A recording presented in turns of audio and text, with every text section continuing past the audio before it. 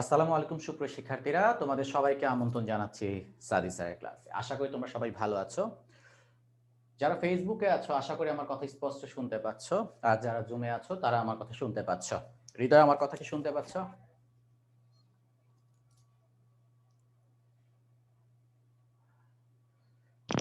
জি sir, কথা শোনা যায়। আচ্ছা, ধন্যবাদ। আসো আমরা আমাদের পড়া শুরু করি। আজ আমরা যে টপিকটা নিয়ে আলোচনা করব সেটা হচ্ছে হুইটস্টোন ব্রিজ। গতদিন আমি একটু আলোচনা করেছিলাম, আজকে সেখান থেকেই শুরু করব এবং এখান থেকে আমাদের পরীক্ষায় কোন কোন ধরনের সমস্যা আসতে পারে সেগুলো সমাধান কিভাবে করতে হয় খুব সহজভাবে শিখব এবং সেই সাথে মিটার ব্রিজ নিয়েও আমরা একটু আলোচনা করব। তো প্রথমেই আসো, হুইটস্টোন ব্রিজ জিনিসটা কি আমরা বলেছিলাম, তারপরে একটু তোমাদের ক্লিয়ার করি। যদি এমন হয় একটা পরিবাহীকে আমরা একটা চতুর্ভুজ বা বর্গাকার আকৃতি প্রদান করে প্রত্যেকটা বাহুতে যদি আমরা রোধ স্থাপন করি, অথবা অন্যভাবে বলা যায় চারটি রোধকে যদি আমরা এমনভাবে সংযুক্ত করি একটির পর আরেকটি, এভাবে একটি চক্র তৈরি করি, এটা হচ্ছে একটা কথা। ২ নাম্বার কথা, এই যে চতুর্ভুজ বা বর্গাকৃতির যে আমাদের আকৃতি, তার যে কোনো ২ প্রান্তে আমরা যুক্ত করব বিভব উৎস, আর বাকি যে ২ কৌণিক বিন্দু এখানে আমরা একটা গ্যালভানোমিটার যুক্ত করব। এতে যে ব্যবস্থাটা পাই তাকেই বলা হয় হুইটস্টোন ব্রিজ। এই হুইটস্টোন ব্রিজ সাধারণত বিভিন্ন মিটারে ব্যবহৃত হয়। তার মধ্যে সবচাইতে পরিচিত যে মিটারে ব্যবহৃত হয় সেটা হচ্ছে ওহম মিটার, অর্থাৎ রোধ পরিমাপ করা। এখানে তোমরা দেখতে পাচ্ছ ৪ টা রোধ আছে। বিষয়টা হচ্ছে এখানে ৩ টা রোধের মান যদি আমরা জানি তাহলে একটা বিশেষ সম্পর্কে আমরা চতুর্থ রোধের মানটা নির্ণয় করতে পারবো। সেই বিশেষ সম্পর্কটা আমরা পাই এমন একটা অবস্থায়, যে অবস্থাটাকে বলা হয় হুইটস্টোন ব্রিজের সাম্যাবস্থা। আমি ক্লিয়ার করছি, ভয়ের কোনো কারণ নাই। আচ্ছা,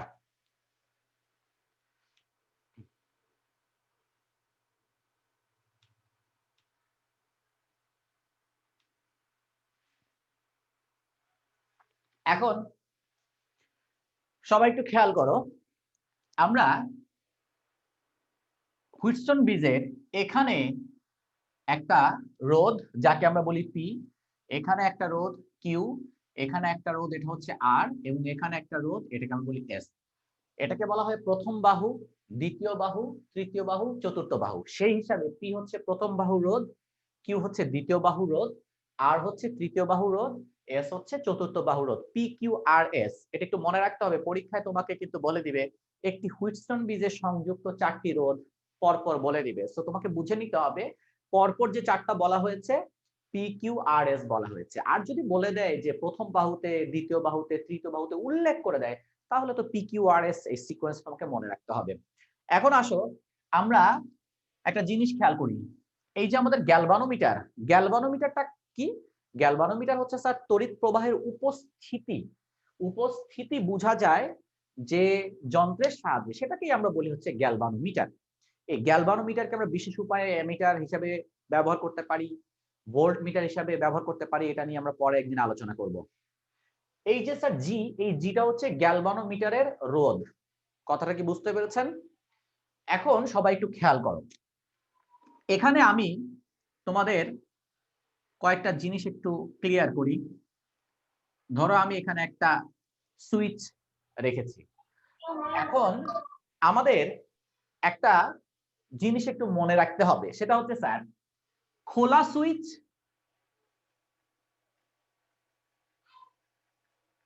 আর আরেকটা হচ্ছে স্যার বন্ধ সুইচ। ইংলিশে এটাকে বলা হয় ওপেন সুইচ, এটাকে বলা হয় ক্লোজড সুইচ। এখন ঝামেলাটা কোথায় স্যার? স্বাভাবিকভাবে আমাদের মাথায় ঘুরে বন্ধ সুইচ মানে অফ, তাই না স্যার?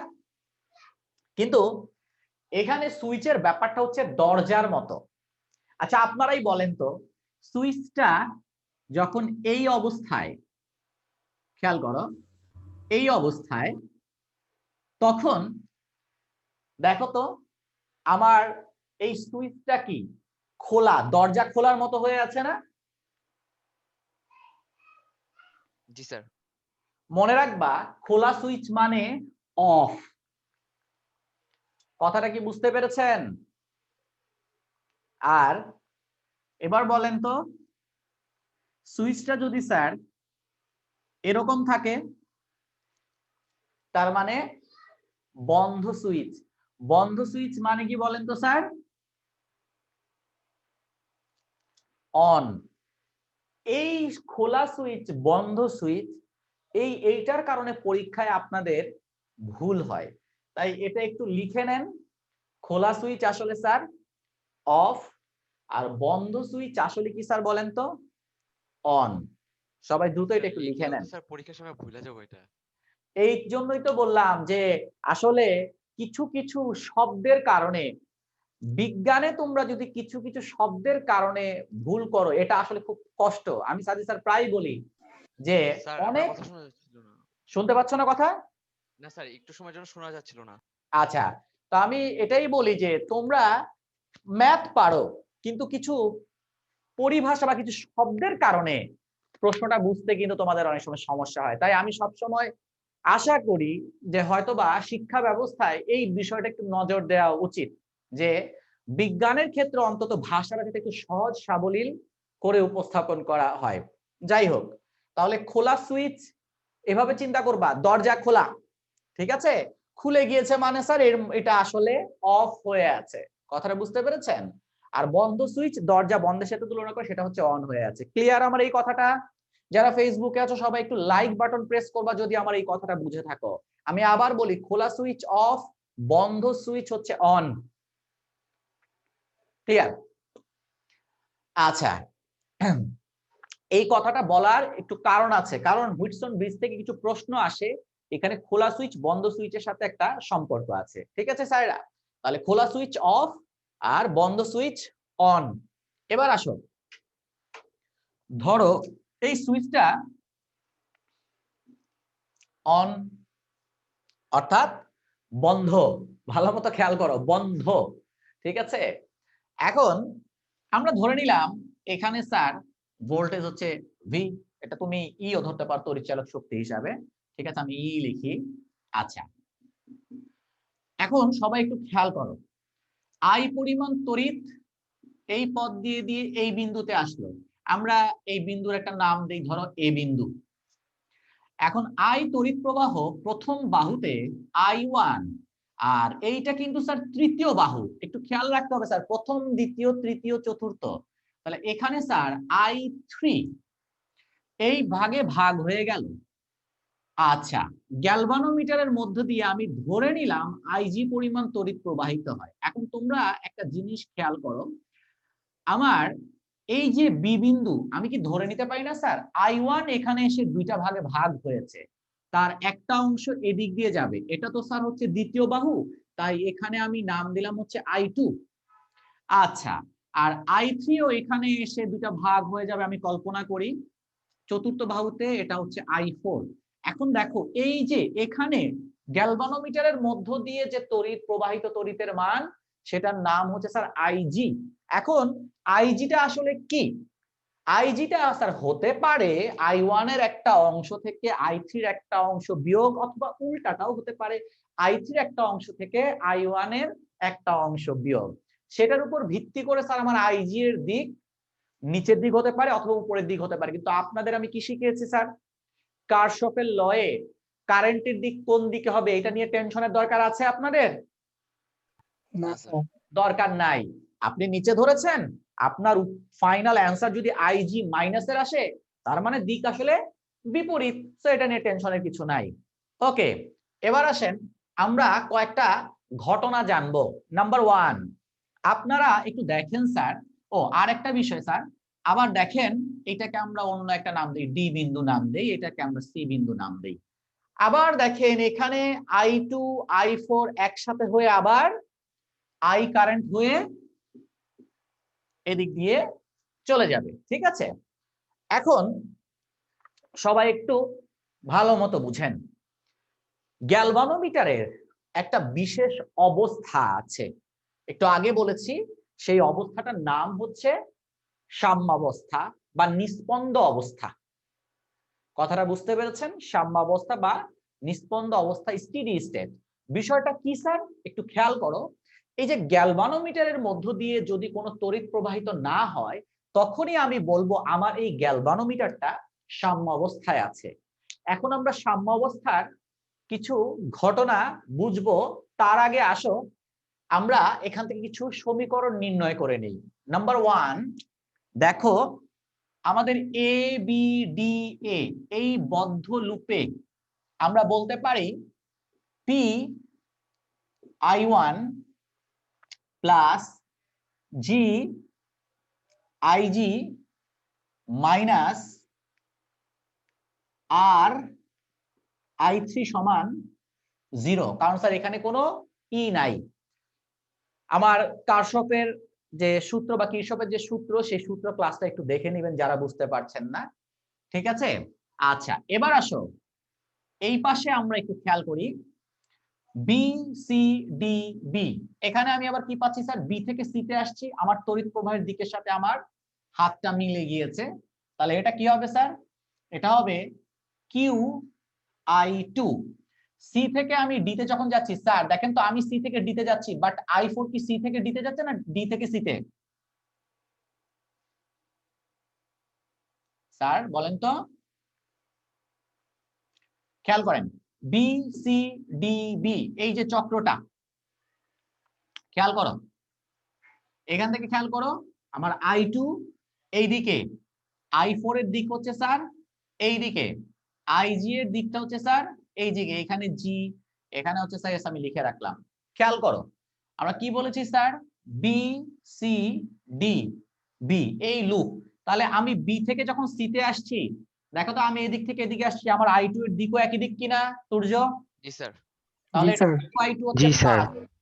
এবার দেখো তো সি থেকে যখন আমি ডি তে যাচ্ছি, আমার দিক এই দিক, বাট তড়িৎ প্রবাহের দিক কি ওই দিক না বিপরীত দিক? বিপরীত স্যার দিক। বিপরীত দিকে। সুতরাং এটা হবে মাইনাস SI4। আপনারা জানেন SI4 মানে হচ্ছে রোধ এবং তড়িৎ প্রবাহের গুণফল, তার মানে ভোল্টেজ ড্রপ বা বিভব পতন। আচ্ছা, এবার বলেন তো স্যার আরেকটা জিনিস দেখেন তো, আমি যখন ডি থেকে বি এর দিকে যাচ্ছি, তখন আমি যাচ্ছি এদিক থেকে এদিকে, বাট আমার আইজি সাহেব বি থেকে ডি এর দিকে আসছেন। তাহলে দিক একই দিক না বিপরীত দিক? বিপরীত দিক। বিপরীত দিক। তাহলে এটা হবে minus G I G equal, যেহেতু এখানে কোনো ই নাই তাই এটাকে আমি শূন্য লিখলাম। এটা একটু মনোযোগ দিয়ে খেয়াল রাখতে হবে, কারণ এগুলো আমাদের কাজে লাগবে। আজকে আপনাদের এখান থেকে অনেক কিছু দেখানোর চেষ্টা করবো ইনশাল্লাহ, যা যা পরীক্ষায় আমাদের আসে। আচ্ছা, এখন সবাই একটু দেখেন, এখানে একটু আগে আমি বলেছি হুইটস্টোন ব্রিজের সাম্যাবস্থা বলতে বোঝায় গ্যালভানোমিটারের মধ্য দিয়ে কোনো তড়িৎ প্রবাহিত না হওয়া। তার মানে স্যার হুইটস্টোন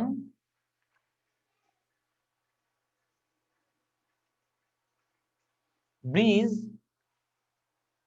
এর সাম্যাবস্থা মানে আইজি সমান 0। কারণ একটু আগেই বলেছি যে হুইটস্টোন ব্রিজের গ্যালভানোমিটারের মধ্য দিয়ে কোনো তড়িৎ প্রবাহিত না হওয়াই হচ্ছে স্যার, আচ্ছা মানে এখানে দিয়ে কোনো বিদ্যুৎ প্রবাহিত হবে না। হ্যাঁ, ওই অবস্থাটাকে বলা হয় সাম্য অবস্থা। কথাটা কি বুঝতে পেরেছো? নরমালি তো বিদ্যুৎ প্রবাহিত হওয়ার কথা না। অবশ্যই হওয়ার কথা, কিন্তু যখন হবে না সেই অবস্থাটাকে বলা হয় সাম্য অবস্থা। কথাটা কি বুঝতে পেরেছো তুর্য? মানে শুধু ওই ওই কন্ডিশন। একটা ঘটনা, ওই একটা ঘটনা। অবশ্যই গ্যালভানোমিটারে বিদ্যুৎ প্রবাহিত হয়, আমরা একটু আগে একটু পর দেখবো, পরীক্ষাটা আসে 4 মার্কসে আসে। কথাটা বুঝতে পেরেছো? কিন্তু একটা বিশেষ অবস্থা আছে, যে অবস্থার উপর ভিত্তি করে আমরা এই হুইটস্টোন ব্রিজকে ওহম মিটার হিসাবে ব্যবহার করতে পারি। কথাটা বুঝতে পেরেছো? তাহলে স্যার হুইটস্টোন ব্রিজের সাম্যাবস্থা হচ্ছে আইজি 0 হওয়া।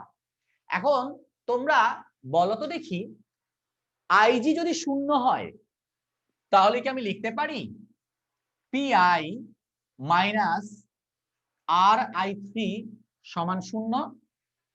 এই যে এটাকে 0 করে দিলাম, তাই না স্যার? আচ্ছা দেখো তো স্যার, আমি কি লিখতে পারি Q i2 minus S i4 equal 0, মানে এটাকে শূন্য করে দিলাম। স্যার এই ইকুয়েশন থেকে আমি এটাকে পাচ্ছি, আর এই ইকুয়েশন থেকে আমি এটাকে পাচ্ছি। কি করে বলেন তো স্যার? আইজি সমান 0 বসিয়ে। আমি আবার বলে দিচ্ছি, আপনারা কেউ ঘাবড়াবেন না। আইজি 0 হওয়া একটা বিশেষ অবস্থা, সেই অবস্থার নামই হচ্ছে সাম্যাবস্থা। সব সময় যে স্যার সাম্যাবস্থা হয় তা না, সাম্য অবস্থা করে নিতে হয়।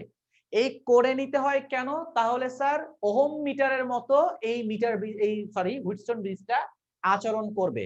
আমাদের সেটাই এখন দেখার বিষয়, কি করলে এই ঘটনাটা ঘটবে। ক্লিয়ার সবাই? স্যার i equal to 0 কিভাবে পেলেন? হ্যাঁ, আমরা সাম্য অবস্থার একটা সংজ্ঞা দিয়েছি। হুইটস্টোন ব্রিজের গ্যালভানোমিটারের মধ্য দিয়ে কোনো তড়িৎ প্রবাহিত না হলে তখন বলা হয় হুইটস্টোন ব্রিজটি সাম্য অবস্থায় আছে। এটা হচ্ছে সংজ্ঞা। তাহলে সংজ্ঞায় আমি কি ডিফাইন করে দিয়েছি? আইজি সমান কি হতে হবে? 0। তাহলে তুমি এখানে 0 বসাও, তাহলে জিআইজি কি 0 হয়ে যাচ্ছে না? জি স্যার। তাহলে PI1 মাইনাস RI3 সমান 0 পাচ্ছি। জি এখানে স্যার। যদি তুমি 0 বসাও তাহলে QI2 মাইনাস SI4 সমান 0 পাচ্ছি। ক্লিয়ার এই পর্যন্ত? জি স্যার। এবার আপনারা আমাকে বলবেন স্যার, এখান থেকে কি আমরা লিখতে পারি PI1 is equal RI3? লিখতে পারি। বলেন তো স্যার, আমি কি এখান থেকে লিখতে পারি P divided by R is equal I3 divided by I1? এই যে দেখো, এই P এর নিচে R চলে আসলো আর I1 I3 এর নিচে চলে আসলো। এটা লেখা যায় না স্যার? এরা লেখা যায়। এবার বলো তো, এখান থেকে কি লেখা যায় QI2 সমান SI4? এখান থেকে কি আমি লিখতে পারি স্যার? দেখেন তো, আমি এখান থেকে লিখতে পারি Q divided by S is equal I4 by I2, এমন লেখা যায় না স্যার? লেখা যায় কি? জি স্যার। জি স্যার। এবার আমাকে একটা কথা বলবা, এই বি তে যদি আমি sir Kirchhoff current law apply করি। স্যার কারেন্ট ল মানে কি? কোন তড়িৎ বর্তনীর কোন বিন্দুতে আগত কারেন্টের সমষ্টি সমান নির্গত কারেন্টের সমষ্টি। সূর্য আমাকে বলো তো, এখানে আগত কারেন্ট কি? Sir I1। I1। আর কোন আগত কারেন্ট আছে? না স্যার। তাহলে আর আছে কি? স্যার নির্গত কারেন্ট। নির্গত কারেন্ট। এটা।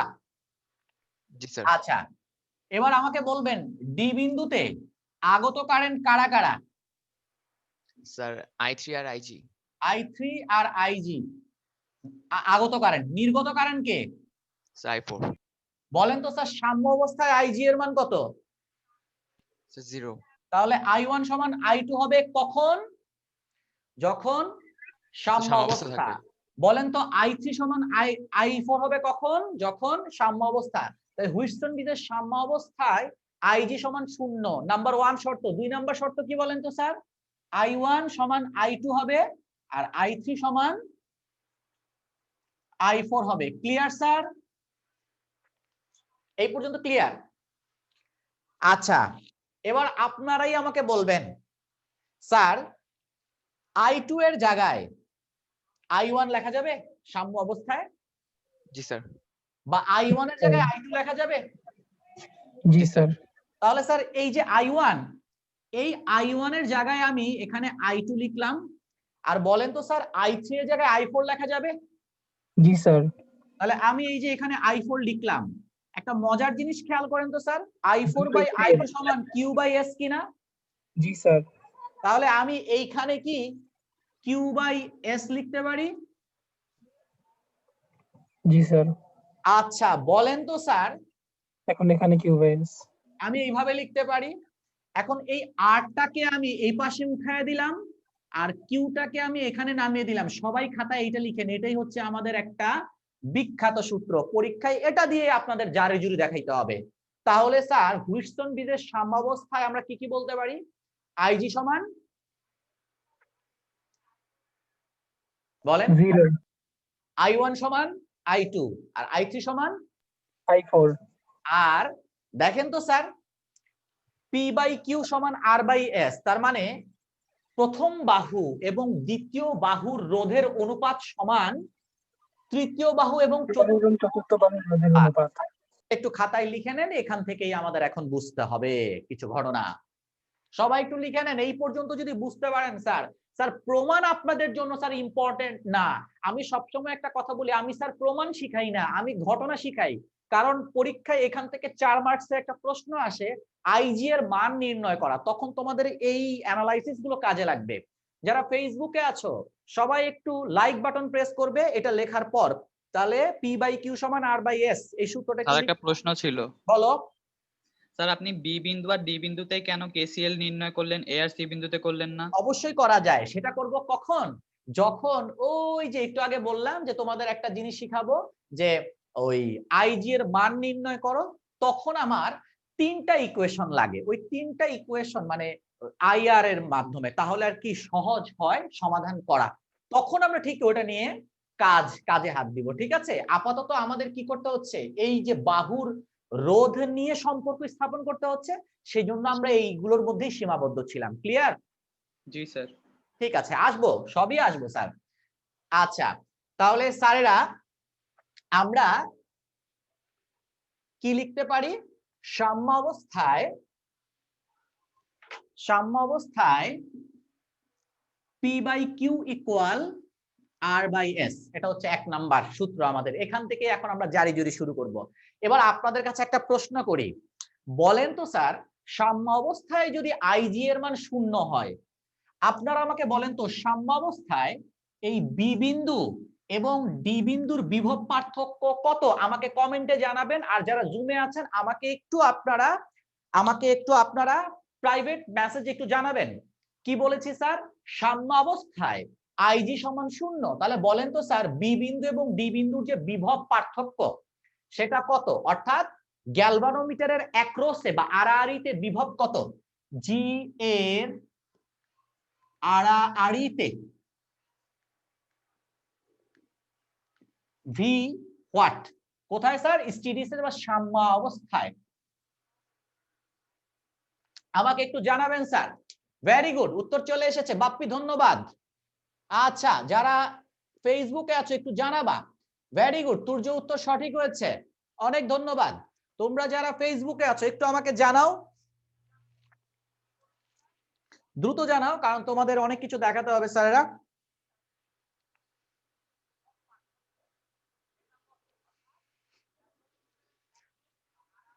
অনেক ধন্যবাদ, অনেক উত্তর চলে এসেছে। আচ্ছা, এবার আসেন, তার মানে উত্তর এসেছে 0।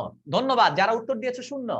অবশ্যই স্যার, আপনারাই বলেন কোনো কিছুর মধ্য দিয়ে তড়িৎ প্রবাহিত হতে হলে কি লাগবে? স্যার বিভব পার্থক্য। পার্থক্য লাগবে। তা আমরা তো জানি sir V equal to IR. গ্যালভানোমিটারের মধ্য দিয়ে যে স্যার জি হচ্ছে স্যার এটা, আর তার ভিতর দিয়ে যে তড়িৎ প্রবাহিত হবে সেটা হচ্ছে স্যার আইজি। তাহলে গ্যালভানোমিটারের অ্যাক্রসে ভিজি, আর ভিজি বলতে আসলে বি বিন্দু আর ডি বিন্দুর তড়িৎ বিভব পার্থক্যই। যেহেতু স্যার আইজি 0, তাহলে ভোল্টেজও 0। আশা করি বুঝতে পেরেছেন স্যারেরা। এই ধরনের পরীক্ষায় কিন্তু এই ধরনের প্রশ্ন আসে স্যার, অবজেক্টিভে আসে ছোট ছোট প্রশ্ন, তখন আপনারা এসে বিচার দেন, স্যার জানেন আপনি যে কত বড় করে ম্যাথ শিখিয়েছেন স্যার, গ্যালভানোমিটার স্যার আমাদের কলেজে না সেটা 1 মার্কসের এমসিকিউতে আসে। জি না স্যার, সেটার জন্য আপনার কিছু কমন সেন্স থাকলেই হবে। তাহলে স্যার ক্লিয়ার, সাম্যাবস্থায় গ্যালভানোমিটারের দুই প্রান্তের বিভব পার্থক্য 0। মুখস্থ করে ফেলবেন, নিজের নাম ভুলে যান সেই জায়গায় এটা মনে রাখেন। ঠিক আছে স্যারেরা, যে স্যাট বাটন প্রেস করেছো একটু খেয়াল করো, প্রশ্নটা কি ছিল? সাম্যাবস্থায় গ্যালভানোমিটারের অ্যাক্রসে ভোল্টেজ কত? উত্তর কি স্যার? সাম্যাবস্থায় আইজি তো স্যার 0। আমরা তো একটা জিনিস জানি, ভি ইকুয়াল টু আইআর। একটা রোধের অ্যাক্রসে ভোল্টেজ সমান তার রোধ ইনটু তার মধ্য দিয়ে প্রবাহিত তড়িৎ, এটা ওহমের সূত্র, মনে আছে নিশ্চয়ই। তাহলে V equal to IR, sir গ্যালভানোমিটারের অভ্যন্তরীণ রোধ ক্যাপিটাল জি আর তার মধ্য দিয়ে প্রবাহিত তড়িৎ আইজি, তাহলে গ্যালভানোমিটারের অ্যাক্রসে ভোল্টেজ বা বিভব পতন বা ভোল্টেজ ড্রপ সমান জি ইনটু আইজি। তাহলে স্যার জি এর তো একটা মান আছে, কিন্তু সাম্যাবস্থায় আইজি কত? আইজি তো স্যার 0, তার মানে তার অ্যাক্রসে বিভব 0। আশা করি বুঝতে পেরেছেন। ওকে, এবার আসো আমরা চলে যাচ্ছি আমাদের পরীক্ষায় স্যার এখান থেকে কি প্রশ্ন আসবে। আমাদের পরীক্ষায় আপনাকে দিয়ে দিবে একটি গ্যালভানোমিটারে স্থাপিত রোধ সমূহ 4 ওহম, 3 ওহম, তারপর বলে দিবে 2 ওহম। এটা হচ্ছে গ্যালভানোমিটারে স্থাপিত রোধ সমূহ। বলবে চতুর্থ বাহুতে রোধ কত হলে এটি সাম্যাবস্থা লাভ করবে। স্যার হাতের লেখা একটু ইগনোর করেন sir. 4 ohm, 3 ohm, 2 ohm. Sir আমি কি সিরিয়ালি বলে গিয়েছি না? তাহলে জি এটা স্যার। পি, এটা কিউ, এটা আর, আর এখানে আমি কি চেয়েছি? চতুর্থ বাহুতে রোধ। Sir S. তার মানে এস সমান হোয়াট? সূত্র কোনটা? P by Q equal to RS. Yeah, R by S. করতে হবে, আপনারা নিজেরাই পারবেন। সাম্য অবস্থায় বলেই দিয়েছে সাম্য অবস্থা। আচ্ছা এবার আসেন স্যার, প্রশ্নে আপনাকে বলে দিল একটি গ্যালভানোমিটারে সংযুক্ত রোধসমূহ 4 ওহম, 3 ওহম, 2 ওহম। আপনাকে বলে দিল তৃতীয় বাহুতে রোধ কত হলে এটি সাম্য অবস্থা লাভ করবে। বলেন তো স্যার কি বের করতে বলেছে? স্যার কি কি দেয়া R. আছে? পি দেয়া আছে, পিকিউএস। দিয়েছে Q আর দিয়েছে S দেয়া S. আছে। এইভাবে বলে দিতে পারে অথবা উল্লেখ করে দিতে পারে একটি গ্যালভানোমিটারের প্রথম বাহু, দ্বিতীয় বাহু, চতুর্থ বাহুতে যথাক্রমে 4 ওহম, 3 ওহম, 2 ওহম সংযুক্ত আছে। তৃতীয় বাহুতে কত রোধ থাকলে এটি সাম্য অবস্থা লাভ করবে। এইভাবে আপনাদের প্রশ্ন থাকবে। তাহলে এই সমস্যার সমাধান যদি স্যার করতে যাই, সূত্রটা কি? পি বাই কিউ সমান আর। আর স্যার সাম্যাবস্থার যদি কোনো এরকম অঙ্ক থাকে তাহলে এই সূত্র ইউজ করব। জি, আপনার প্রশ্নে উল্লেখ করেই দিবে সাম্যাবস্থা। কথাটা বুঝতে পেরেছেন? সাম্য অবস্থা না থাকলে কি হবে আমি আসছি। ঠিক আছে? ওকে স্যারেরা, এই পর্যন্ত সবাই কি ক্লিয়ার? এখন তুমি এখান থেকে লিখতে পারো আর সমান পিএস বাই কিউ। তাহলে এখানে কি বলে দিয়েছে স্যার? পি কত স্যার? 4, কিউ কত স্যার? 3, আর এস কত স্যার? 2। তার মানে 8/3। এটা হচ্ছে আমাদের উত্তর। আশা করি বুঝতে পেরেছেন। অর্থাৎ 2.67 এরকম আসে না স্যার উত্তর?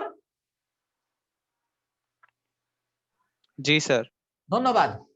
এবার আসেন আরেকটা প্রশ্ন। এখন যেটা করাবো এটা ঠান্ডা মাথায় মনোযোগ দিয়ে শোনেন, একটু ঠান্ডা মাথায় মনোযোগ দিয়ে শোনেন স্যারেরা।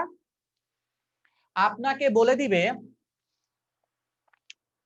আগের মতোই, আপনাকে বলে দিবে যে একটি হুইটস্টোন ব্রিজে, আচ্ছা এতক্ষণ আমি গ্যালভানোমিটার বলছিলাম কি না, হুইটস্টোন ব্রিজে বলেছি, যাই হোক হুইটস্টোন ব্রিজ আর কি। একটি হুইটস্টোন ব্রিজে সংযুক্ত রোধ সমূহ 4 ওহম, 5 ওহম, তারপর 6 ওহম, তারপর কত? আচ্ছা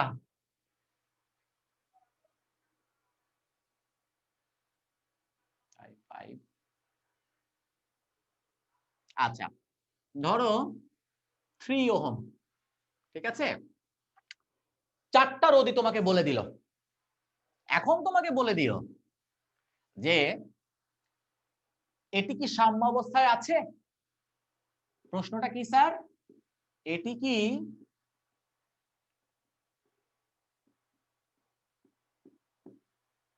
সাম্য অবস্থায় আছে? এটা হচ্ছে একটা প্রশ্ন। তারপর তোমাকে বলে দিল যদি সাম্য অবস্থায় না থাকে তবে চতুর্থ বাহুতে কত মানের রোধ কিভাবে সংযুক্ত করলে এটি সাম্য অবস্থা লাভ করবে। প্রশ্নটা কি বুঝতে পেরেছো? তোমাকে প্রথমে জিজ্ঞাসা করেছে এটি কি সাম্য অবস্থায় আছে, তারপরের প্রশ্নটা কি? যদি সাম্য অবস্থায় না থাকে তাহলে চতুর্থ বাহুতে কত মানের রোধ কিভাবে সংযুক্ত করতে হবে। তাহলে তারপরের প্রশ্ন হচ্ছে যদি না থাকে, না থাকে মানে হচ্ছে স্যার যদি সাম্য অবস্থায় না থাকে তবে চতুর্থ বাহুতে, চতুর্থ বাহুতে কত মানের রোধ কিভাবে সংযুক্ত করতে হবে। ধরো এই প্রশ্নটা আমাদের আসলো, আশা করি সবাই বুঝতে পারছেন। আচ্ছা, অনুপাতগুলো সমান হলে তো সাম্যাবস্থায় থাকবে। সাম্য অবস্থায় আছে, তাহলে আমাদের প্রথমে আসো আমরা এটা দেখি এটি কি সাম্য অবস্থায় আছে কিনা। আমরা সলিউশনে চলে যাচ্ছি স্যার। সলিউশন, সবাই একটু খেয়াল করো, এখানে দেয়া আছে, তোমরা নিয়ে নিও। পি বাই কিউ সমান কত? 4/5। এটার একটা মান পাবেন স্যার। তারপর আর বাই এস সমান কত স্যার? 6/3 সমান কত? এটা দেখা যাচ্ছে 2, তাই না? এখন আপনারাই বলবেন এটা তো স্যার একের চাইতেও ছোট হয় না স্যার, 0 পয়েন্ট সামথিং। জি স্যার। আর জি এটা স্যার 2, তাহলে আমরা কি বলবো? যেহেতু P by Q is not equal to R by S, তাই এটি সাম্যাবস্থায় নেই। কথাটা কি বুঝতে পেরেছেন? আমার প্রথমটা হয়ে গেল। ক্লিয়ার স্যারেরা এই পর্যন্ত? জি স্যার। জি স্যার। এবার দ্বিতীয় অংশ। আচ্ছা দেখেন, আমাকে বলা হয়েছে যদি না থাকে তবে চতুর্থ বাহুতে কত মানের রোধ কিভাবে সংযুক্ত করতে হবে। তার মানে তুমি এস এর মান বের করতে বলছে। তুমি ভালো মতো খেয়াল করো, তুমি এই যে আমার চতুর্থ বাহুতে যে এসটা একটা যে এটা সংযুক্ত আছে, তুমি এটাকে কি করতে পারবা না, তুমি এটাকে সরাতে পারবা না। কথাটা কি বুঝতে পেরেছো? তুমি এটাকে সরাতে পারবা না, ওটার সাথে কিছু একটা যুক্ত করবা, ঠিক আছে? সেইটাই বলেছে যে কত মানের রোধ কিভাবে সংযুক্ত করতে হবে। আমি আসছি ধীরে ধীরে। এখন আসো, তাহলে স্যার যেহেতু স্যার সাম্য অবস্থায় নাই, তাহলে সাম্য অবস্থায় থাকার জন্য আমার চতুর্থ বাহুতে কি পরিমাণ রোধ থাকা উচিত, এখন আমরা সেটা একটু বের করে ফেলি। তাহলে আমরা এখন লিখব,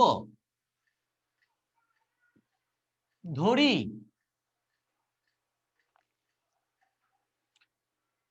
চতুর্থ বাহুতে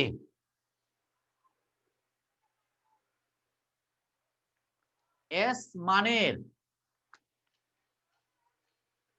রোধ, এখানে একটু লিখে নিও তুল্য রোধ। চতুর্থ বাহুতে এস মানের তুল্য রোধ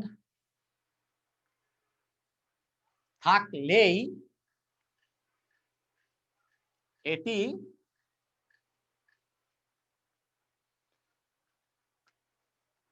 সাম্যাবস্থায় থাকবে। তাহলে স্যার এখন আমাকে কি বের করতে হবে স্যার? এস এর মানটা তো আমরা কি জানি, সাম্য অবস্থায় পি বাই কিউ সমান আর বাই এস। তাহলে এখান থেকে কি পাচ্ছি?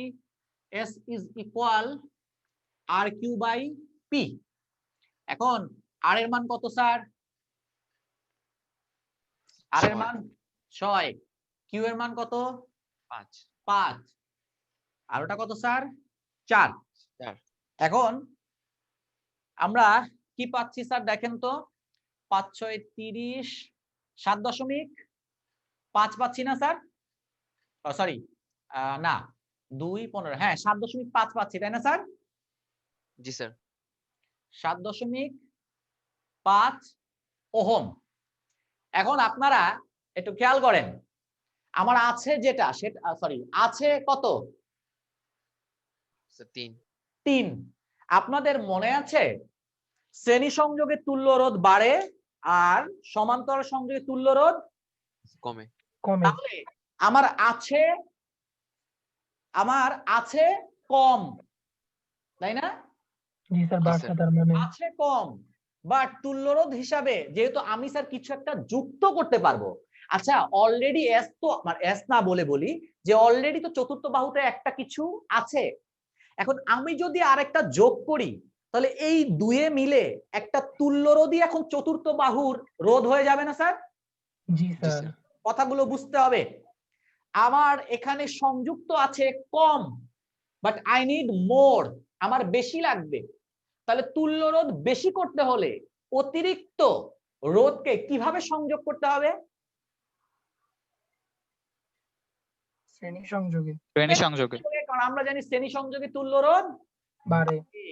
তাহলে আমরা এখন কি লিখব? আমরা এখন লিখব আরো ধরি, কি ধরবো?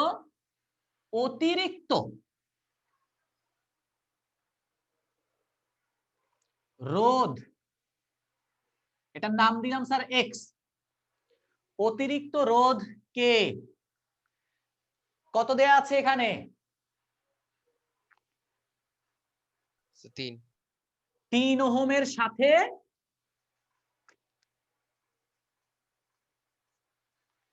কিভাবে যুক্ত করতে হবে? শ্রেণীতে যুক্ত করতে হবে। স্যার এটা কিভাবে বুঝতে পারলাম? কারণ আমার লাগবে বেশি, আছে কম। কথাটা কি ক্লিয়ার? সুতরাং এই এক্স এর সাথে 3 যোগ করলে আমি কাকে পাবো? 7.5 তাহলে এক্স কত হবে? 4 না 4.5 4.5 ওহম। আশা করি বুঝতে পেরেছেন। স্যার যদি কম হইতো তাহলে সমান্তরাল সংযোগে না। এখন আসবো, এই যে এখন আসবো। যারা ফেসবুকে আছেন সবাই একটু কাইন্ডলি সবাই একটু লাইক বাটন প্রেস করবেন যদি বুঝতে পারেন। আচ্ছা 4/5 কিভাবে হলো? তটিনী বলেছে 4/5 কিভাবে হলো? 4/5 বলতে একটু আগের যে প্রশ্ন, তাই তো? আচ্ছা, এই যে দেখো, এই যে এখানে একটু খেয়াল করো, পি কিউ আর এস। তটিনী পি কিউ আর এস, প্রথম প্রশ্ন ছিল এটি কি সাম্য অবস্থায় আছে কিনা। আমাকে তাহলে টেস্ট করতে হবে সাম্য অবস্থায় মানে স্যার পি বাই কিউ, অর্থাৎ পি এবং কিউ এর অনুপাত এবং আর এবং এস এর অনুপাত দুইটাই সমান হতে হবে। তাহলে পি, এখানে পি তো স্যার 4, যেহেতু সিরিয়ালি বলা আছে, তাহলে পি বাই 4 হচ্ছে sir, sorry P by Q হচ্ছে স্যার 4/5, এই যে এটা। আর আর বাই এস কত? আর বাই এস হচ্ছে স্যার 6/3। এখন তুমি খেয়াল করে দেখো পি বাই 4 এর মান 0 পয়েন্ট সামথিং আসে, তাই না? 0.8 আসে না? এটা আসে 0.8 আর এটা আসে স্যার 2। ঠিক আছে, এখন কি বুঝতে পেরেছো কেন এটা আমরা করেছিলাম একটু আগে? অর্থাৎ পি বাই কিউ এই যে দেয়া আছে পি কিউ আর এস। তটিনী একটু কমেন্টে জানাও যে আমার কথাটা বুঝতে পেরেছো কিনা। আচ্ছা, এখন আসো, এইটা সবাই বুঝতে পেরেছো আশা করি লিখেছো। এখন আসো, তোমাকে যদি বলা হয়, প্রশ্নটা আমি একটু চেঞ্জ করে দিচ্ছি, এই প্রশ্নটা আমাদের কমন প্রশ্ন, ঠিক আছে? আচ্ছা, তো তুমি একটু কমেন্টে জানাও। এখন যদি তোমাকে বলা হয় এটি কি সাম্য অবস্থায় আছে, যদি না থাকে তবে তৃতীয় বাহুতে কত মানের রোধ কিভাবে সংযুক্ত করতে হবে সাম্য অবস্থায় আনতে হলে? এখন স্যার আমরা তো একটু আগেই দেখেছি এটা কিসে নাই, সাম্য অবস্থায় সাম্য অবস্থা নাই। নাই। সো আমরা ওই অংশে আর গেলাম না। এখন আমরা দ্বিতীয় অংশটা সলিউশন একটু চলে যাচ্ছি। একটু আগে আপনাকে কোন বাহুতে বলা হয়েছিল? চতুর্থ বাহুতে। এখন বাহুটা তৃতীয়, তার মানে এখন আমাকে কি ধরে নিতে হবে? ধরে নিতে হবে সাম্য অবস্থায় থাকার জন্য তৃতীয় বাহুতে আর মানের একটা কি রোধ থাকা উচিত? একটা তুল্য রোধ। তুল্য রোধ থাকা উচিত। কেন তুল্য রোধের কথা বলছি? কারণ আমাকে তো অতিরিক্ত একটা কিছু যুক্ত করতে হবে। অলরেডি কিছু একটা যুক্ত আছে। যদি স্যার সাম্য অবস্থায় থাকতো তাহলে সেটাকেই আমি আর বলতাম না বাপ্পি সাহেব? জি স্যার। কিন্তু আমি ধরে নিচ্ছি আগে যে এটা সাম্য, আমি তো দেখলাম এটা সাম্য অবস্থায় নাই, তাহলে ওই আরটাকে আমি একটা তুল্য রোধ হিসাবে চিন্তা করি যে আমি যুক্ত করব, তারপর সে আর হবে। Clear sir? আচ্ছা, তার মানে এই ধরনের সমস্যা সমাধানের জন্য তোমাদের একটাই টেকনিক, যে বাহুর কথা বলবে সেই বাহুতে আর মানে সাম্য অবস্থায় থাকার জন্য আর যেটা সেটা নির্ণয় করব। এবার নির্ণয় করে আমি দেখব, ধরো আমি যেটা নির্ণয় করেছি সেটা আর যেটা দেয়া আছে, দেয়াটা যদি বেশি হয়, দেয়াটা যদি বেশি হয় আর দরকার যদি কম লাগে, স্যার দেয়া আছে বেশি লাগবে কম, আমরা কি জানি সমান্তরাল সংযোগে কোনো কিছু যুক্ত করলে তুল্যরোধ কমে। কমে। সো আমি এবার বের করব সাম্য অবস্থার জন্য আমার কোন রোধটা লাগে। সেই রোধটা যদি স্যার কম দেয়া থাকে বেশি, তাহলে অতিরিক্ত একটা রোধকে আমি সমান্তরালে যুক্ত করব। আচ্ছা স্যার, আমার লাগবে বেশি আছে কম, তাহলে কোন সংযোগে সংযুক্ত করব বলেন তো? কোন সংযোগে? লাগবে বেশি সমান্তরালে না? আছে কম, লাগবে বেশি আছে কম, শ্রেণী সংযোগ। শ্রেণীতে। শ্রেণীতে, কারণ আছে কম তার সাথে একটা কিছু শ্রেণীতে যুক্ত করলেই আমার লাগবেতে পৌঁছাবো। কথাটা কি বুঝতে পারছো? জি স্যার, জি স্যার। সবাই একটু খাতায় লিখে নাও, সবাই একটু খাতায় লিখে নাও। লাগবে বেশি আছে কম, অতিরিক্ত রোধ শ্রেণীতে, লাগবে বেশি আছে কম, লিখে নেন, লাগবে বেশি আছে কম, অতিরিক্ত রোধ কিভাবে? শ্রেণীতে। এই যে এগুলো আপনাদের মুখস্থ করাই, কিন্তু কনসেপ্টটা কি বুঝতে পেরেছেন? আর লাগবে কম আছে বেশি, লাগবে কম আছে বেশি, তাহলে অতিরিক্ত রোধ সমান্তরাল সংযোগে। সমান্তরালে সমান্তরালে, স্যার। করতে হবে। স্যার আসেন এবার আমরা একটা কাজ করি স্যার, যেহেতু তৃতীয় বাহু, তাহলে আমরা কি লিখবো? মনে করি তৃতীয় বাহুতে তুল্য রোধ আর হলে এটি সাম্য অবস্থায় থাকবে। এবার আমরা আর এর মানটা নির্ণয় করে ফেলি। আর সমান পিএস বাই কিউ, তাই না স্যার? তাহলে পি কত? 4, এস কত? 3, কিউ কত?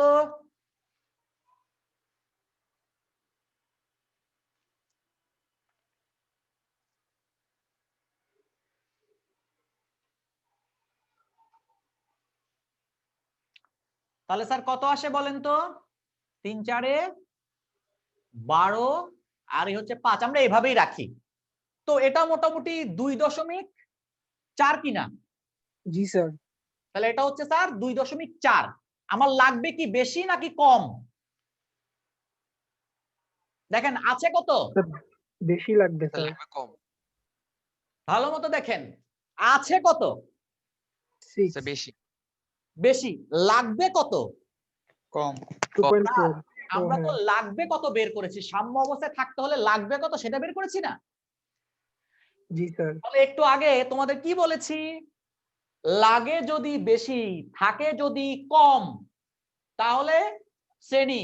শ্রেণী। আর লাগে যদি আমার কম আছে আমার বেশি, এখন আমারে কি করতে হবে স্যার? কাটতে হবে না? জি স্যার। কিন্তু কাটার কোনো সুযোগ আছে? না বলেছে স্যার। সংযুক্ত। ঠিক আছে স্যার, এখন আপনারা সবাই একটু দেখেন, আমার তৃতীয় বাহু তো আর নাকি স্যার? ভালো মতো বুঝেন। এখন খেয়াল করেন, এখন এইখানে আমার বানাইতে হবে কি? আর বানাইতে হবে। আর কত স্যার? আর হচ্ছে স্যার 12/5, এই যে এটা। কিন্তু আমার এখানে আছে কত স্যার? 6, কি তাই না? 6। এখন অতিরিক্ত একটা কিছু আমি কি করব বলেন তো?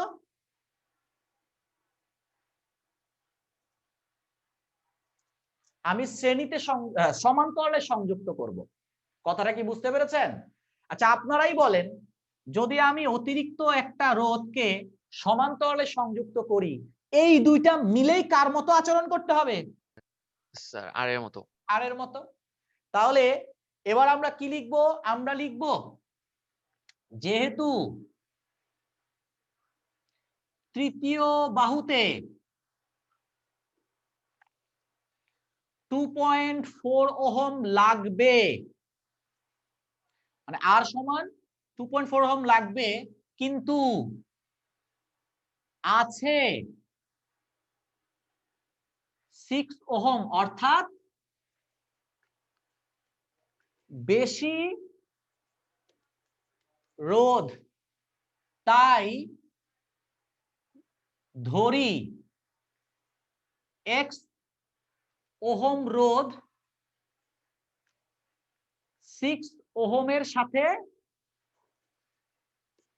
কি করতে হবে স্যার বলেন তো? সমান্তরালে সংযুক্ত। সমান্তরালে যুক্ত করতে হবে, যুক্ত করতে হবে। এবার বলেন, তুল্য রোধের সূত্রানুসারে আমরা কি লিখতে পারি স্যার আছে কত? 6, তার মানে 1/6, যুক্ত করব কত?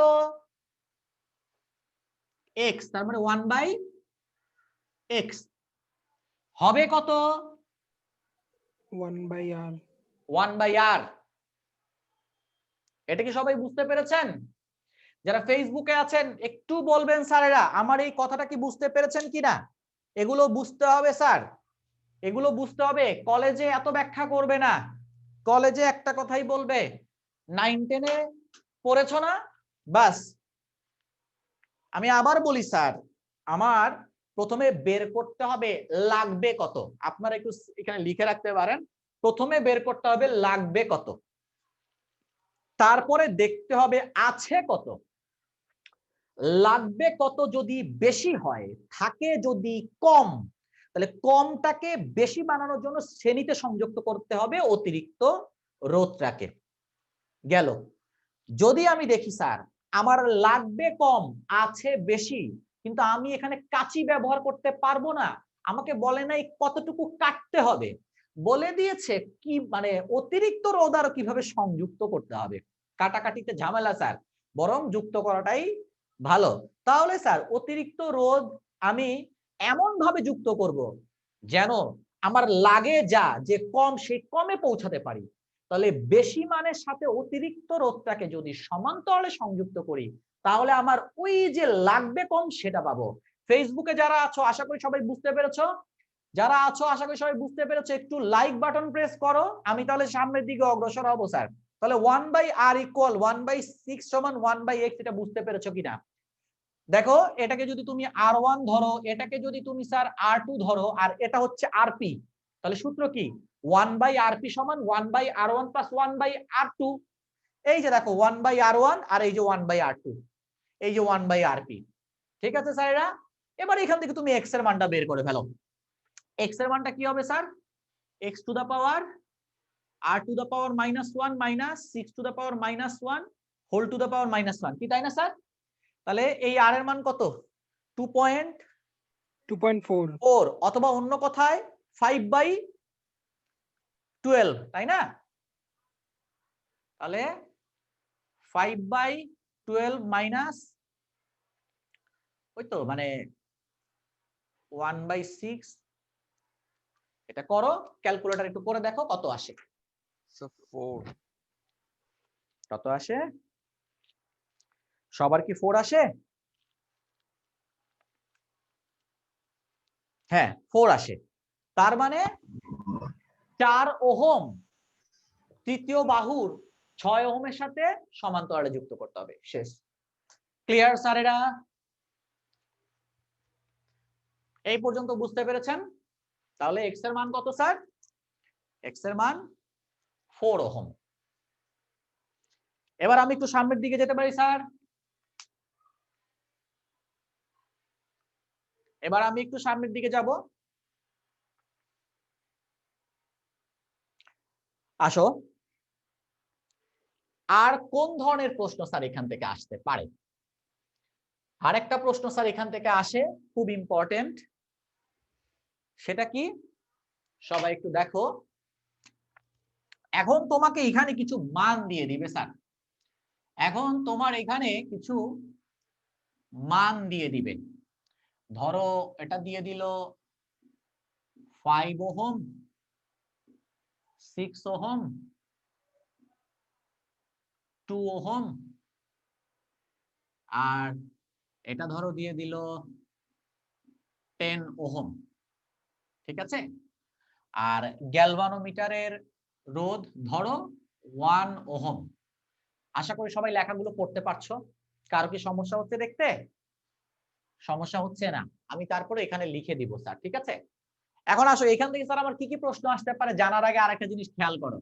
মজার বিষয়, এখানে একটা চাবি দিয়ে দিবে। কি দিয়ে দিবে বলেন তো স্যার?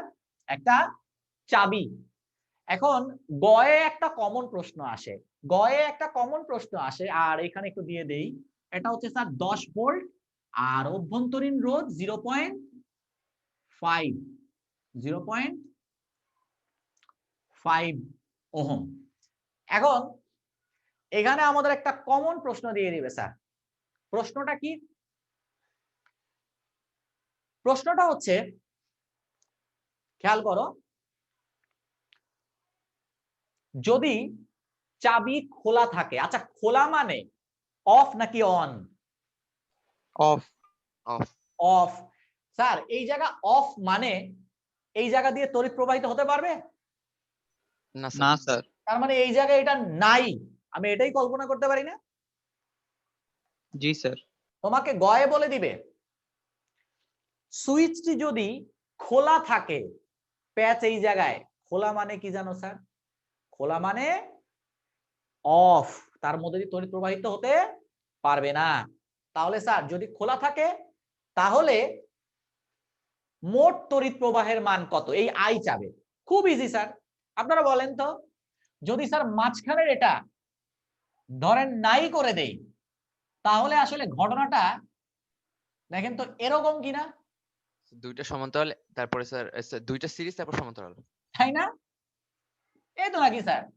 তাহলে 5, 6, 2, 10 কি হচ্ছে 10, আর এটা হচ্ছে 0.5। আপনারা নিজেরাই পারবেন স্যার।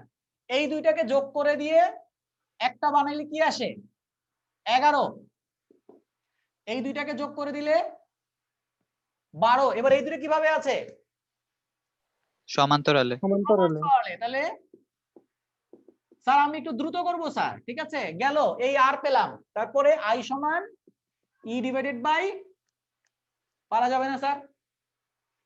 পারা যাবে। কমন প্রশ্ন। এইবার আসেন আনকমন প্রশ্ন, 4 মার্কস এটা আসে। আপনাকে বলে দিবে চাবিটি যদি বন্ধ থাকে, স্যার বন্ধ মানে কি বলেন তো? Sir on. অন, তার মানে এদিকে তড়িৎ প্রবাহিত হবে।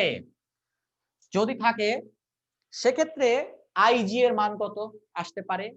আবার আপনাকে বলে দিতে পারে গ্যালভানোমিটারের অ্যাক্রসে ভোল্টেজ কত বলে দিতে পারে, বলে দিতে পারে বি এবং ডি বিন্দুর অ্যাক্রসে ভোল্টেজ কত। আচ্ছা আমাকে বলেন, আইজি যদি আমি জানি, জিআইজি তো স্যার গ্যালভানোমিটারের অ্যাক্রসে ভোল্টেজ, তাই না? জি স্যার। তার মানে আমাকে যদি কখনো বলে আইজি এর মান নির্ণয় করো, তখনও যে উত্তরটা, যদি আমাকে বলে গ্যালভানোমিটারের অ্যাক্রসে ভোল্টেজ কত, তখনও আমার একই উত্তর। আশা করি সবাই বুঝতে পেরেছেন। জি স্যার। এবার সবাই রেডি? আমাকে এখন কি নির্ণয় করতে হবে স্যার? আইজি। ঠিক আছে, আইজি সমান হোয়াট? একটা টেকনিক শিখাবো। প্রথম কাজ, এই চক্র থেকে কেভিএল, আর এই চক্র থেকে আমরা কেভিএল অ্যাপ্লাই করব। এখন আসেন স্যার কেসিএল অ্যাপ্লাই করব না? জি স্যার কেসিএল অ্যাপ্লাই করব। খুব সহজে এই ম্যাথটা করার জন্য তোমাদের একটা টেকনিক শিখিয়ে দেই, খুব সহজে দ্রুত করার জন্য তোমরা যে কাজটা করবা। আচ্ছা আমার এখানে দেখো তো কারেন্ট কয়টা?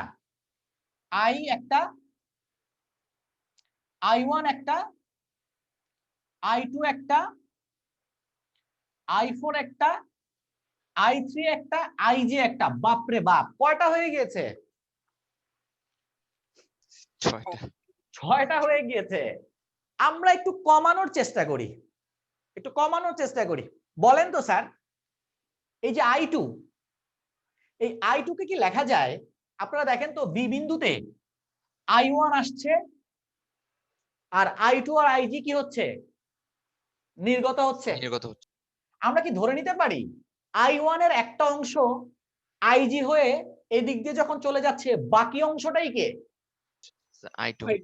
তো আমরা কি এখানে লিখতে পারি I1 minus IG? Yes sir. এতে কি উপকার হলো? যখন আমি এই লুপটা ইউজ করব I2 এর পরিবর্তে I1 IG, কথাটা বুঝতে পেরেছেন? ক্লিয়ার? এবার আপনারা বলেন তো স্যার, I4 এর এখানে আমি কি লিখতে পারি? I3 আসছে, আবার IGও আসছে, দুইটা সম্মিলিত যোগ হয়েই আমি I4 পাচ্ছি। অর্থাৎ আগত কারেন্টের সমষ্টি সমান নির্গত কারেন্টের সমষ্টি। নির্গত, তাহলে এখানে নির্গত I4, আর আগত কারেন্ট হচ্ছে স্যার I3 আর IG। তাহলে I4 সমান আমি লিখতে পারি I3 প্লাস IG। ঠিক আছে, আমার কাজ কিন্তু স্যার অনেকটুকু শেষ হয়ে গিয়েছে, এখন আপনারা বুঝতে পারবেন কি শেষ হয়েছে।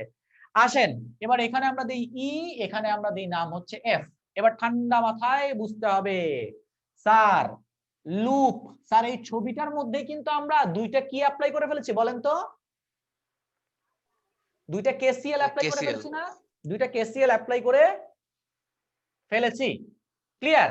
আচ্ছা এবার আরেকটা মজার জিনিস দেখেন স্যার, এই যে I1, এই I1টাই কি স্যার I1 আর I3 হয়ে ভাগ হয়েছে কিনা দেখেন তো এই বিন্দুতে। জি স্যার। তাহলে এখানে আমি কি লিখে ফেলবো বলেন তো? I1 plus I3। ক্লিয়ার এই পর্যন্ত? এখন আপনারা একটা জিনিস খেয়াল করেন, এই লাইনে কে আছে? I1। এখানে কে আছে? I3। I3। এখানে কে আছে? I2 বলবেন না, I1 আর IG। এখানে I3 আর IG। এখানে I1 আর I3। দেখেন তো কয়টা I উচ্চারণ করেছেন? I1, IG, আর IG। I3। কয়টা এখন ইকুয়েশন লাগবে? 3টা। এবার বুঝতে পেরেছেন এই সমস্যার সমাধানের জন্য আমাদের এই কাজটা করতে হয়। এবার বুঝতে পেরেছেন এই যে I equal to I1 plus I3 এটা কিভাবে করলেন? তুমি দেখো তো এ বিন্দুতে এই I1টা গিয়ে I1 আর I3 তে ভাগ হয়ে যাচ্ছে না? জি স্যার। আগত কারেন্ট, নির্গত কারেন্ট। ঠিক আছে? না বুঝলে প্রশ্ন করবেন। যারা ফেসবুকে আছেন আপনাদের উদ্দেশ্যেও বলছি, আমি কিন্তু একটু পরপর সামনে আসছি কেন? এই যে আপনাদের কমেন্ট পড়ার জন্য, ঠিক আছে? সুতরাং বুঝতে হবে স্যার, এই জিনিসটা কিন্তু পরীক্ষায় আসে, 4 মার্কসে আসে, এবং আপনারা কিন্তু তখন অনেকেই ধরা খেয়ে যান।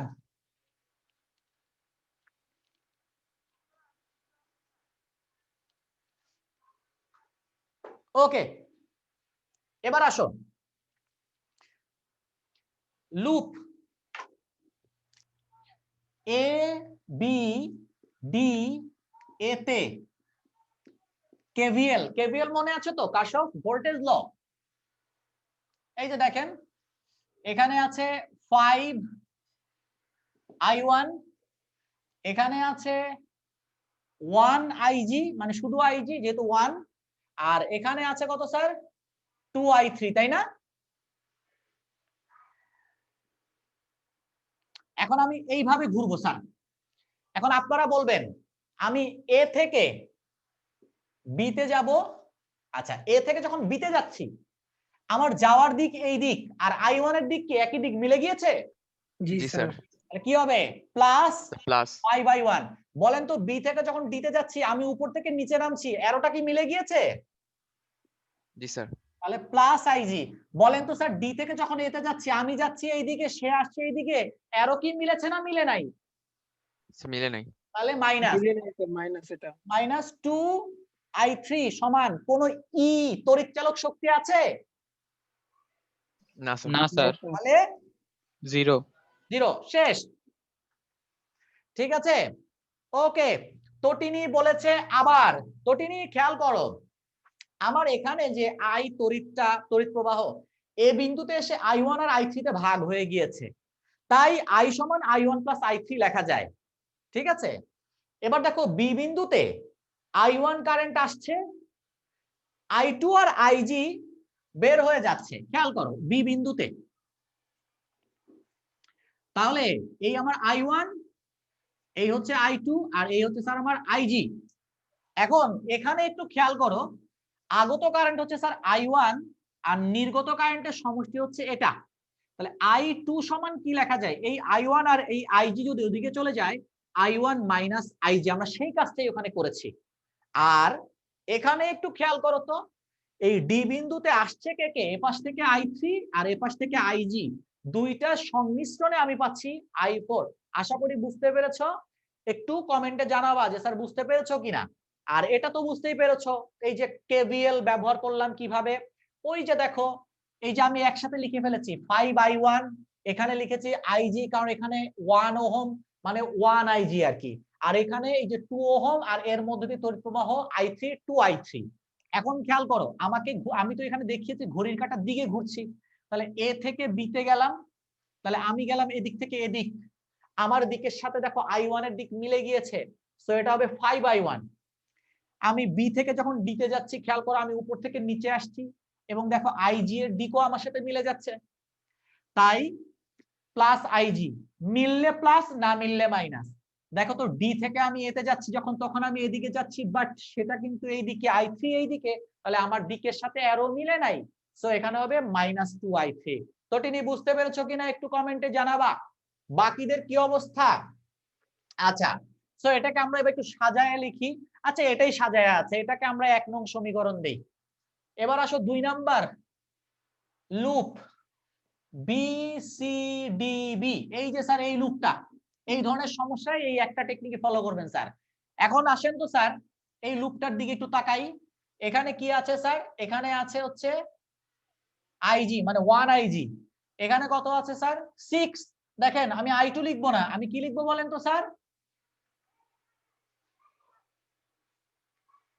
I1 মাইনাস IG, এতে আমার সুবিধা হবে স্যার। এটার দিক কোন দিক স্যার? এই দিক। আচ্ছা এবার আসো দেখো তো এদিকে, এদিকে আমি কি লিখবো? দেখো 10, এটা হচ্ছে রোধ, এর সাথে যে আইটা গুণ হবে সেই আইটা তো I4, কিন্তু আমি I4 লিখবো না, আমি কি লিখবো বলেন তো? I3 plus IG। I3 plus IG। IG, এতে আমার সুবিধা হবে।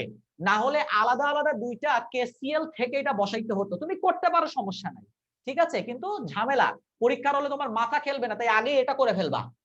এবার আসেন তাহলে এখান থেকে আমি কি পাচ্ছি? আমি এখান থেকে যখন এখানে যাচ্ছি আমার হাতের সাথে মিলে যাচ্ছে না স্যার? জি স্যার।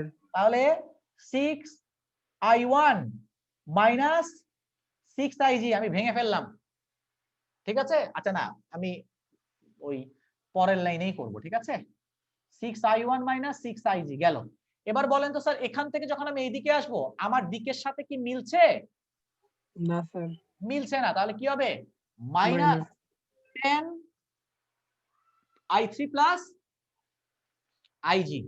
এবার বলেন নিচ থেকে যখন উপরে যাচ্ছি আমি যাচ্ছি এই দিকে, বাট এই অ্যারোটা কোন দিকে? বিপরীত দিকে। তাহলে মাইনাস IG সমান কত? 0, ঠিক আছে। তাহলে এবার আমরা একটু সাজিয়ে লিখি, বা 6I1 minus 6IG minus 10I3 minus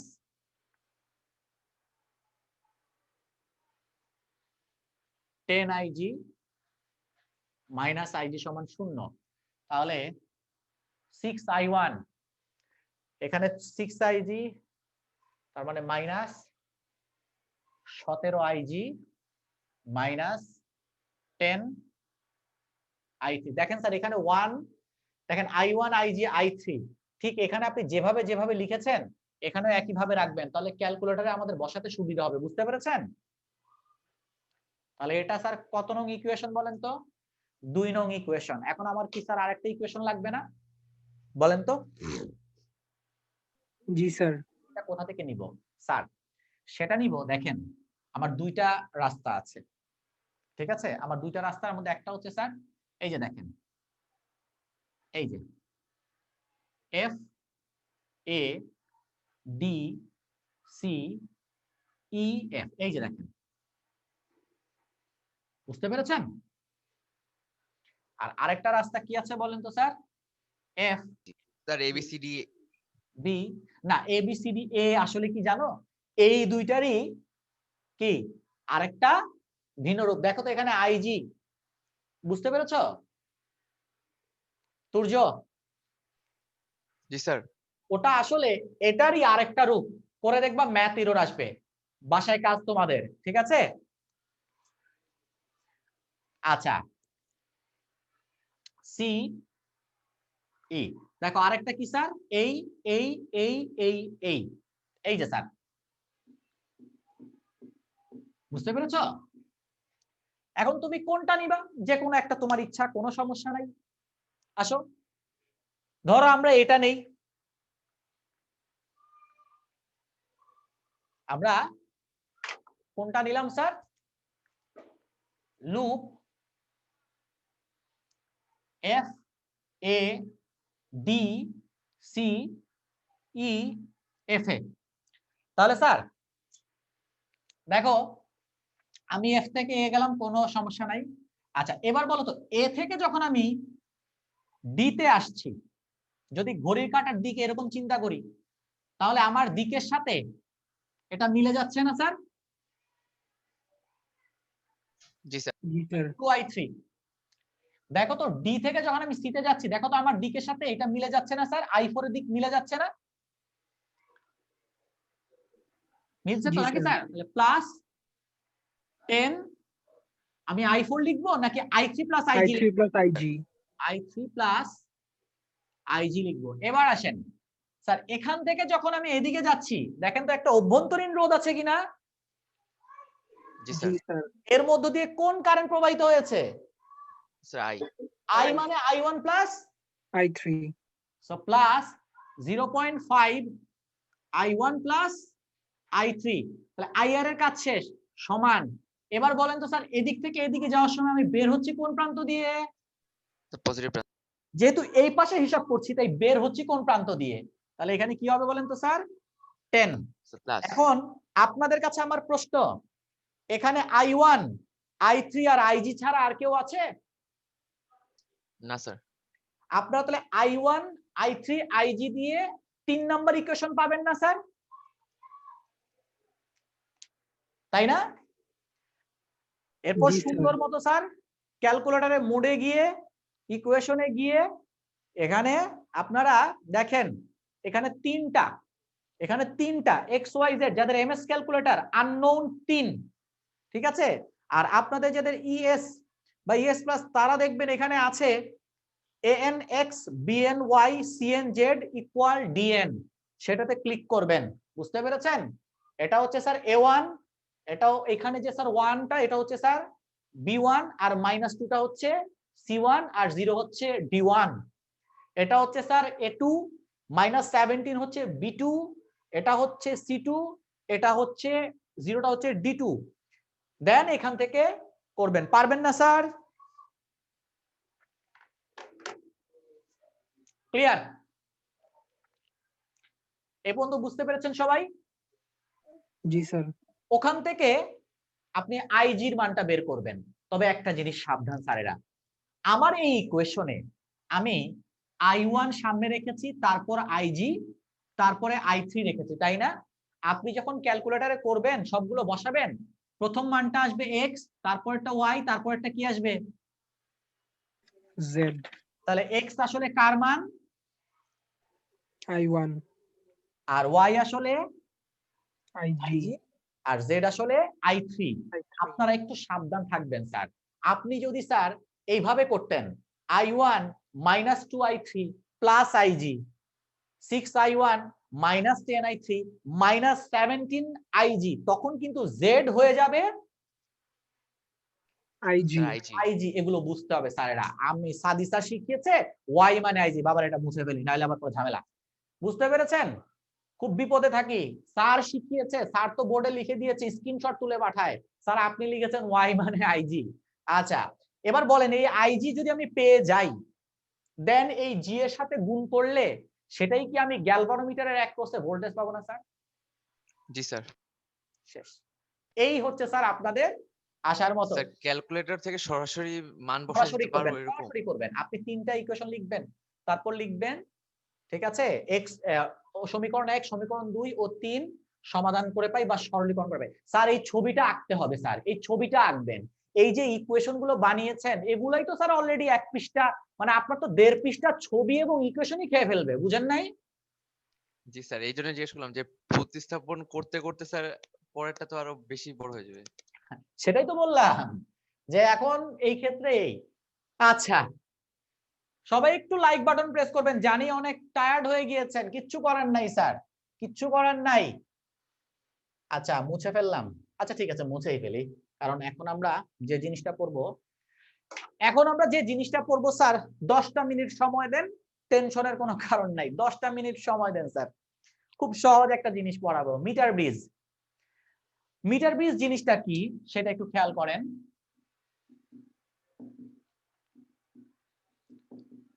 বলেন তো স্যার হুইটস্টোন ব্রিজে 3টা জানা রোধ যদি থাকে তাহলে সাম্যাবস্থা সৃষ্টি করে আমরা চতুর্থ বাহুতে অজানা রোধের মান নির্ণয় করতে পারি না? জি স্যার। জি স্যার। কিন্তু যদি ব্যাপারটা আরেকটু সহজ করে দেই, সহজ মানে স্যার, সহজ মানে হচ্ছে স্যার যে আমরা রোধ ব্যবহার করব দুইটা, একটা জানা আরেকটা হচ্ছে কি অজানা, তাহলে আমার জন্য জিনিসটা একটু সহজ হয় তাই না? আসলে রোধ আমি 4টাই ব্যবহার করব, কিন্তু আমার কাছে মনে হয় আমি করেছি 2টা, সেটাই এই মিটার ব্রিজের বিষয়টা। এখন আপনারা আমাকে বলেন এই যে একটু আগে যে আমরা হুইটস্টোন ব্রিজটা বানিয়েছি, দেখেন এরকম ছিল না স্যার? এরকমই ছিল নাকি? আচ্ছা জি স্যার। এবার আপনারা বলেন এ বি সি ডি, আমি কি একটা কাজ করতে পারি স্যার? এটা হচ্ছে পি কিউ আর এস। দেখো তো এই হচ্ছে আমার পি, এই হচ্ছে আমার কিউ, এটা হচ্ছে এ বিন্দু, এই হচ্ছে আমার আর, এই হচ্ছে আমার এস। আচ্ছা এই যে আমার গ্যালভানোমিটার, এইবার আমরা একটা কাজ করব, আমরা এখানে আর এবং এস আলাদা কোনো রোধ ব্যবহার করব না। আপনারা বলেন তো স্যার প্রত্যেকটা পরিবাহীতেই কিছুটা কি থাকে? রোধ থাকে। রোধ। থাকে। এটা আমরা কোথা থেকে শিখেছি স্যার? মনে আছে? রোধের সূত্র, জি স্যার। রোধের সূত্র। এখন আমাকে বলবা এই যে এখানে যে এই যে আমাদের যে এখানে যে একটা তার, এই তারটার প্রস্থচ্ছেদের ক্ষেত্রফল এ, টোটালটার দৈর্ঘ্য হচ্ছে স্যার 1 মিটার বা 100 সেন্টিমিটার। কথাটা কি বুঝতে পেরেছেন? এবার আসেন গ্যালভানোমিটারের আরেক প্রান্ত একদম সংযুক্ত না, পরিবর্তনশীল করা যায়, অর্থাৎ বিন্দু খুঁজে বের করা যায়। কথাটা কি বুঝতে পেরেছেন? অর্থাৎ এটা ক্লিপের মতো চিন্তা করো, এদিকে স্থাপন করা যাবে, এদিকে স্থাপন করা যাবে। এখন তোমাদের কাছে আমার প্রশ্ন, ধরো ক্লিপটাকে আমি যদি স্যার এইখানে সংযুক্ত করি, আমি ধরলাম এইটুকু হচ্ছে এল দৈর্ঘ্য। তাহলে আপনারা বলেন তো স্যার এইটুকু মানে কত? Sir L minus L. L minus 100 minus এল না, মানে সেন্টিমিটারে। জি স্যার। এবার আসেন, তাহলে এই জায়গায় যে রোধটা ছিল সেটা ছিল আর। তাহলে আর সমান কি লেখা যায়? রো স্মল এল বাই এ লেখা যায়। জি স্যার। আর এখানে কি এস ছিল না স্যার? তাহলে এস সমান কি লেখা যায়? রো এল এর জায়গায় কি লিখবো বলেন তো? 100 100 minus L। L। আর একই তার তো নাকি স্যার? প্রস্থচ্ছেদের ক্ষেত্রফল এর যা এরও তো তা, জি স্যার। জি স্যার। এর আপেক্ষিক রোধ যা এরও তো তা। এখন আপনারা বলবেন আর ডিভাইডেড বাই এস যদি আমি করি, এই রো কাটা যাবে, জি স্যার। জি স্যার। এই কাটা যাবে। জি স্যার। স্যার। তাহলে এটা সমান কি দাঁড়াবে? Sir L by L divided by 100 minus L. 100 minus L. আচ্ছা, আমার এখানে কি আর এবং এস দৃশ্যমান আছে নাকি তত্ত্বীয় ভাবে আমি দেখালাম? তত্ত্বীয়ভাবে তত্ত্বীয়ভাবে। দেখালাম মানে আমি মানে তত্ত্বীয় মানে কি, এখানেই তো আসলে আর এস আছে, কিন্তু আসলে তো আমি বসাই নাই, অভ্যন্তরীণ রোধ দিয়ে বানানো, তাই না? কিন্তু আছে কে কে? Sir P Q. তাহলে পি ডিভাইডেড বাই কিউ সমান আর ডিভাইডেড বাই এস, এটা মুছে ফেললে কি আমি লিখতে পারি এই সূত্র? জি স্যার। তাহলে এবার বলেন তো, আমার এখানে কি কোনো রোধ ব্যবহার করতে হচ্ছে নাকি কেবলমাত্র একটা বিন্দু খুঁজতে হচ্ছে, যে বিন্দুতে গ্যালভানোমিটার সংযুক্ত করলে এটা সাম্যাবস্থায় হয়ে যায়? বুঝেন নাই? জাস্ট বিন্দুটা একটু এদিক সেদিক করলে আমার এই এল এর মান, এই যে এল, এই দৈর্ঘ্যটা বড় ছোট হয়ে যায় না? জি স্যার। তখন কি হয়ে যাচ্ছে, আর এবং এস এর মানের অনুপাতটা এমন হয়ে যাচ্ছে যাতে এই পি আর কিউ এর অনুপাতে সমান করে ফেলতে পারি। জি স্যার। ওই বিন্দুটাকে বলা হয় নিস্পন্দ বিন্দু। কথাটা কি বুঝতে পেরেছেন? তাহলে যদি আপনাকে বলে মিটার ব্রিজের নিস্পন্দ বিন্দু কাকে বলে, তখন আপনাকে বলতে হবে মিটার ব্রিজের সংযুক্ত যে পরিবাহী তারের যে বিন্দুতে গ্যালভানোমিটার স্থাপন করলে গ্যালভানোমিটারের মধ্যে দিয়ে কোনো কি প্রবাহিত হয় না? তড়িৎ প্রবাহিত হয়। হুইটসন ব্রিজে তখন বলতাম সাম্যাবস্থা, এখানেও তো সাম্যাবস্থা, কিন্তু সাম্যাবস্থা পেয়েছি কোন বিন্দুর কারণে? এই বিন্দুটার কারণে, তাই না? জি স্যার। এটাকেই বলা হবে সাম্য বিন্দু বা নিস্পন্দ বিন্দু। আশা করি বুঝতে পেরেছেন। পরীক্ষায় তখন কি স্যার বিন্দুটাকে স্যার দেখায় দিতে হবে না, মানে পরীক্ষার হলে? এটাই আসবে, পরীক্ষায় আসবেই এটা। বুঝতে পেরেছেন? আপনাকে বলে দিবে, ভালো মতো বুঝেন, আপনাকে বলে দিবে একটা মিটার ব্রিজের বাম ফাঁকে 10 ওহম এবং ডান ফাঁকে 6 ওহম রোধ সংযুক্ত করা হলে নিস্পন্দ বিন্দুর অবস্থান কোথায়, এটাই আপনার পরীক্ষায় আসবে। পারবেন না? তখন sir direct S equal to মানে এইভাবে সূত্রে দেখায় দিব? এটা কিচ্ছু দেখাবেন না, এটা আমি আপনাদের দেখিয়েছি। ও আচ্ছা। এটা আমি আপনাদের দেখিয়েছি, আপনি ডাইরেক্ট এই সূত্র ব্যবহার করবেন। এখানে পি হচ্ছে বাম ফাঁকের রোধ বা বাম শূন্যস্থানের রোধ, এটা ডান শূন্যস্থানের রোধ বা ডান ফাঁকের রোধ। আপনাকে বের করতে হবে এল, তবে সাবধান, এই এলটা আপনি ডান দিক থেকে নিয়েছেন নাকি বাম দিক থেকে নিয়েছেন এটা আপনাকে বলতে হবে। কথাটা কি বুঝতে পেরেছেন? জি স্যার। পরীক্ষায় আপনার আসবে একটা মিটার ব্রিজের বাম প্রান্তে 10 ওহম, ডান প্রান্তে 6 ওহম। বলবেন ডান প্রান্ত থেকে, কোন প্রান্ত থেকে স্যার বলেন তো? ডান প্রান্ত। ডান প্রান্ত থেকে নিস্পন্দ বিন্দু কোথায় অবস্থিত স্যার? তখন সূত্রটা কিন্তু এল বাই 100 মাইনাস এল হবে না, তখন কি হয়ে যাবে? Sir 100 minus L by L. জি স্যার, একটু মনে রাখতে হবে। কেন? কারণ এখানে আমি স্যার এটাকে এল ধরেছিলাম আর এটাকে ধরেছিলাম 100 মাইনাস এল। এখন আমি যেহেতু বলেছি এই পাশ থেকে আমি হিসাব করব, তাহলে এটা হয়ে গেল এই এল, পাশে এল আর ওই পাশে 100 মাইনাস এল। অথবা কেউ যদি বলো স্যার আমি একটু অন্যভাবে করি, স্যার আমি যদি স্যার এই যে স্যার এল বের করে 100 থেকে বিয়োগ করে করি, করেন, কে না করেছে। একটা জিনিস কি স্যার খালি একভাবে করা যায়, অনেকভাবে করা যায় না বলেন? স্যার সিঙ্গেল এলটা কিভাবে বের করব তখন? ওই সূত্র দিয়ে? সবই এক সূত্র, সবই এক সূত্র, বুঝতে পেরেছেন? পি বাই কিউ সমান এল ডিভাইডেড বাই 100 মাইনাস এল। ভালো মতো জি, বুঝেন, স্যার। এখানে এল কোন পাশ থেকে হিসাব? ডান পাশ। হুম, এল বাম পাশ। বাম পাশ। একটু খালি এইটুকু লিখে রাখেন স্যার, পরীক্ষায় আপনারা এই জায়গাগুলোতে ভুল করেন, ঠিক আছে? এটা বুঝতে হবে স্যার, পরীক্ষা আপনারা এই জায়গাটায় ভুল করেন। একটু দেখেন স্যার, একটু এভাবে মনে রাখবেন স্যার, এই পাশের রোধ ডিভাইডেড বাই এই পাশের রোধ সমান এই পাশের দৈর্ঘ্য ডিভাইডেড বাই এই পাশের দৈর্ঘ্য। ওই ওই যে একটু পাশের আগের মতো দৈর্ঘ্য। চিন্তা করেন, P Q R S, P Q R S, বুঝতে পেরেছেন? যেমন আপনারা এখানে জি, বলেন তো স্যার। স্যার ডান প্রান্ত থেকে নিস্পন্দ বিন্দু, তাহলে এখানে আমি ডান প্রান্ত বলেছি, তাহলে এখন ডান প্রান্তে কে আছে? এল। এল। তাহলে পি বাই কিউ, এই যে পি বাই কিউ, তাহলে এটা বাই এটা, এই দেখেন এটা বাই এটা, ক্লিয়ার? জি স্যার। এখন তুমি পি এর জায়গায় 10 বসাও, কিউ এর জায়গায় 6 বসাও, এবার এপাশে নিয়ে এল এর মান বের করো। তাহলে আশা করি বুঝতে পেরেছেন।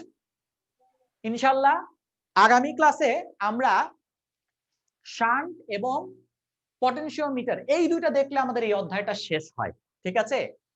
তো আজকে এ পর্যন্তই থাকলো, তোমরা কেউ লোড নিও না, তোমাদের অনেকের কলেজে পরীক্ষা হচ্ছে, যাই হোক। তো আমি আশা করি যখন তোমাদের কলেজে এটা পড়াবে তখন তোমরা অনেক কিছু ক্লিয়ার হতে পারবা।